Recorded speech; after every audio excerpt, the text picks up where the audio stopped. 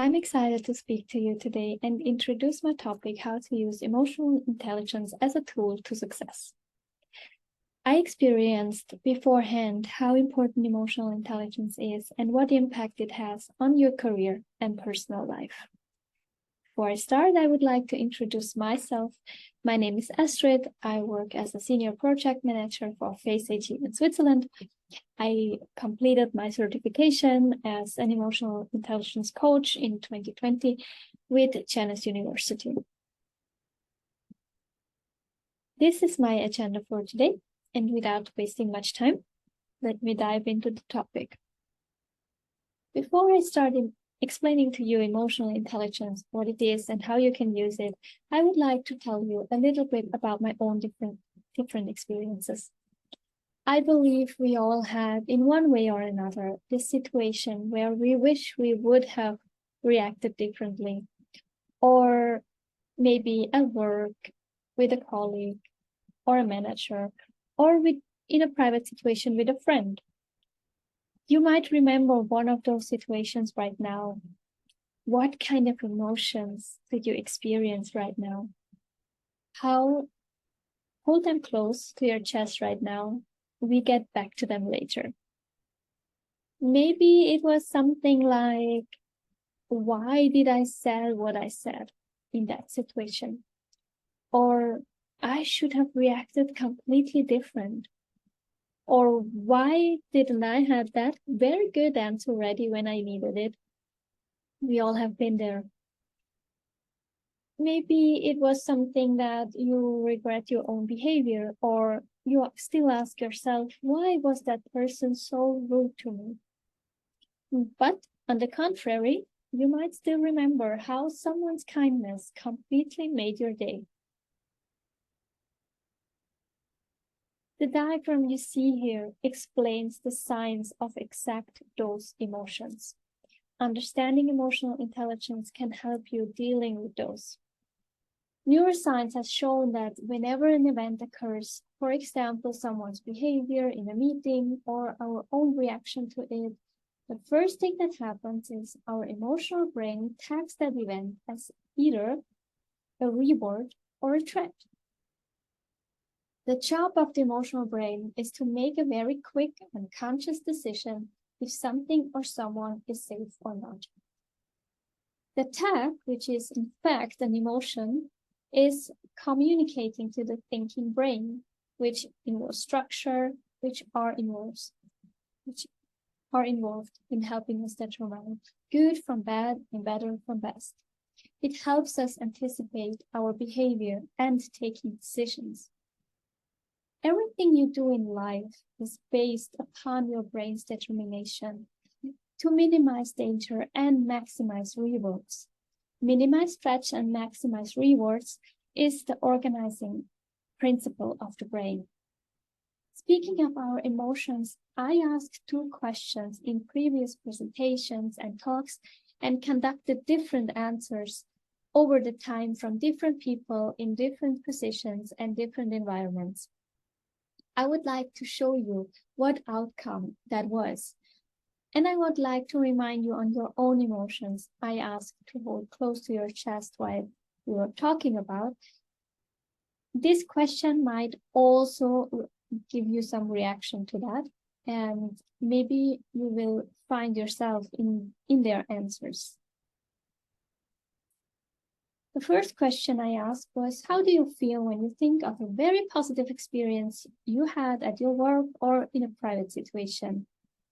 If you think about this question, I'm sure you will resonate with some of the answers that I got, as feeling valued, proud, heard, special, intelligent, effective, hopeful. You might find yourself in those answers. But I also ask another question. How do you feel when you think of your worst experience at work or in a private situation? I got answers like frustrated, overwhelmed, fearful, pressure, sad, ignored, unheard. Comparing these 2 emotions now, you will realize better how much a feeling or an emotion can change for us in a personal or professional relation.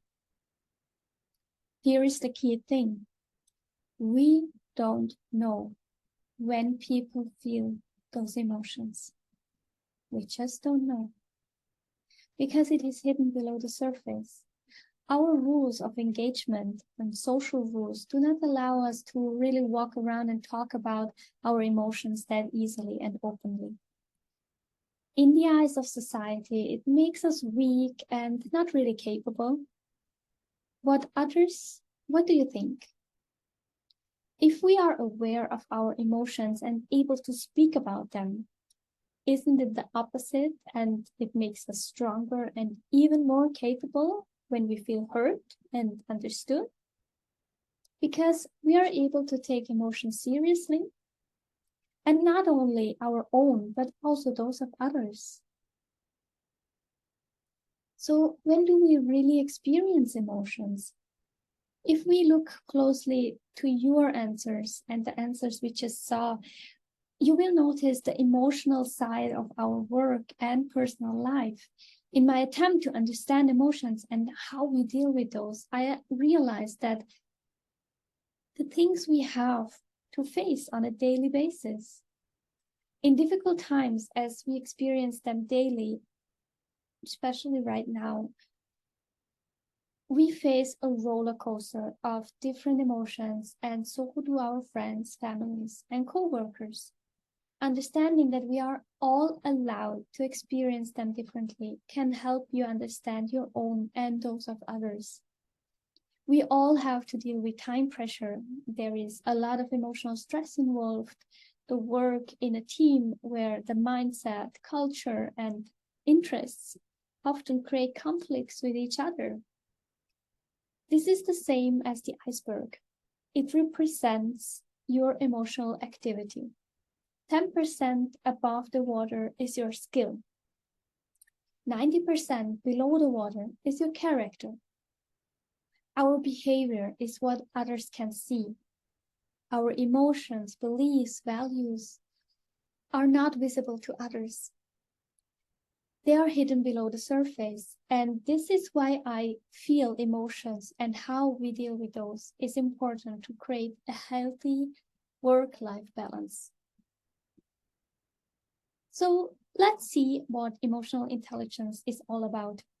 Emotional intelligence can be explained with very different models. I personally prefer the mixed model, which is explained here by the Janus model. Let's have a closer look into emotional intelligence competencies. Emotional intelligence at its core is about self-awareness, is about being aware of the way you feel and the impact your feelings can have on decisions, behavior, and emotions. Awareness of others is about perceiving, understanding, and acknowledging the way others feel. Authenticity is about openly and effectively expressing oneself, honoring commitments, and encouraging these behaviors in others. Emotional reasoning is about using the information and feelings from oneself and others and combining it with others' facts and informations when decision making. Self-management is about managing one's own mood and emotions, time and emotions, time and behavior, and always improving oneself. Positive influence is about positively influence the way others feel through problem solving, providing feedback, and recognizing and supporting others' work.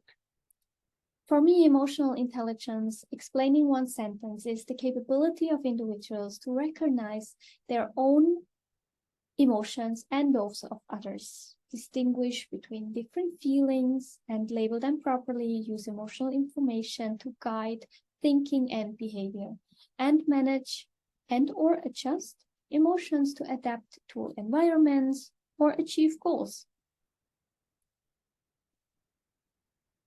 And how and where can emotional intelligence help you? Emotional intelligence can help you literally everywhere, in every part of your work or personal life, it can be a solution if you understand and develop it. It is for critically analyzing or assessing risks. It is important to critically examine your feelings and understanding about risks before you communicate them further. Building relationships and inspiring actions to promote quality mindset and communication is the value of it. Even job interviews nowadays have these tests for emotional intelligence. Therefore, understanding emotional intelligence and developing it further is a great thing every one of us can do for themselves. To work in a healthy work environment, it requires to be great in communication and also in dealing with people under various circumstances. Higher self-awareness is the key to success with it, because if you have higher self-awareness, you are able to demonstrate an awareness of the way you feel, demonstrate awareness of your own mood, behave in a way that is consistent with how you describe yourself to be. Just like the awareness of self, awareness of others is an important role. And this awareness can help you make context-appropriate decisions. Having higher awareness of others means accurately acknowledge the way others feel, recognize others' nonverbal cues, such as body language, notice when someone needs help or support. Emotional reasoning plays another critical role. Creating effective strategies can be greatly influenced by higher emotional reasoning. Higher emotional reasoning reflects on feelings when decision-making, consider issues from multiple perspectives, use an organization's values effectively when making important decisions. Recognize others' hard work and achievement. We often work in changing contexts with fast-changing requirements. Managing those activities under time pressure requires better planning and management. If you have higher self-management skills, you are able to more effectively dealing with those situations above, such as respond effectively in stressful situations, respond effectively to criticism from others, and manage their time effectively. In workplaces, we often have to convey unpleasant news and information to our managers or stakeholders. High positive influence helps to communicate such things with ease and without generating negative output. Having higher positive influence can help you provide useful support to others, help others resolve workplace conflicts, positively influence the way others feel. As I told you before, our emotions can have a very different outcome to others. So if you ever thought about why this person was rude to you, what this person maybe felt was something completely different, and it was just the outcome to it. We heard a lot about emotional intelligence, and we looked closer to our own emotions as well. But now, how do we adapt the theory? A great help to consider when we feel emotionally overwhelmed is emotional agility. So if you are ever in a situation where you feel like stressed, for example, and you don't know how to really navigate through that emotion, ask yourself, what do I need right now? Maybe I just need to be quiet in a place area and work for myself. Maybe I need to talk to someone. Here we start to adjust our brain and question our own emotions. Instead of saying, I'm hurt, I'm sad, I'm angry, try, I'm noticing that I'm feeling hurt. I'm noticing that I'm feeling sad. I'm noticing that I'm feeling angry. Just as the umbrellas here on the screen, you can see one feeling can have very different feelings under the umbrella. Maybe you don't feel hurt. Maybe you feel isolated. Maybe it's not just happiness, maybe it's excitement. Always remember, you are not your emotions, but looking under the umbrella of your feelings shows us that the first emotion we notice might not be the one we really feel. Looking under the umbrella of our feelings will help you to understand them better. It will help you to get unstuck, embrace the change, and thrive in work and life. If I'm to picture an emotionally intelligent person, this is how I would draw them to be. Bringing together all the emotional intelligence competencies that we discussed this far. I understand it is easier said than done, but I urge you to start from somewhere, because having higher emotional intelligence is most certainly going to take you miles ahead than those who don't. I would like to conclude my talk with a quote from Dale Carnegie. When dealing with different people, remember, you are not dealing with creatures of logic, but with creatures of emotions. Here I would like to share some references and recommended readings, which helped me to understand emotional intelligence better and develop it further for myself. I encourage you to read some of those. Also visit my blog where you can read more about my journey to become an emotional intelligence coach. And I would like to hear your feedback on that. Now there's only one thing left. I would like to thank you for gifting me your time today and listen to my talk. If you have any questions left on the topic, if it resonated with you, please feel free to reach out to me, connect with me on my social media accounts, on LinkedIn. I would like to hear from you. It was an honor and the most amazing experience to be part of this project today. I hope I could inspire you, and I'm looking forward to seeing you again. And until then, stay safe and love what you do.